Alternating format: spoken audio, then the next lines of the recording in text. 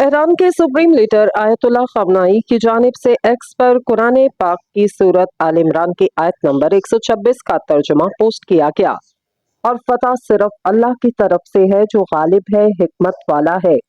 इन्होंने एक्स पर अपने पैगाम में लिखा, यकीनन अल्लाह ताला ईरानी कौम को हक को और सच्चाई के साथ खड़े होने वालों को जरूर फतह अता फरमाएगा इंशाअल्लाह। ईरानी कौम के नाम पैगाम में खamenei ने कहा कि मैं अपनी अजीज कौम से कहना चाहता हूं कि अगर दुश्मन को ये महसूस हुआ कि आप इनसे डरते तो वो आपको कभी नहीं छोड़ेगा।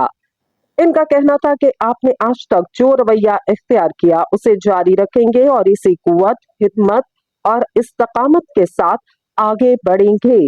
सुप्रीम लीडर ने मजीद लिखा कि अमेरिका और सहूनी हुकूमत का दोस्त है। मैदान में आ चुका इसराइल का अमेरिका से मदद मांगना खुद इस हुकूमत की कमजोरी और बेबसी की अलामत है।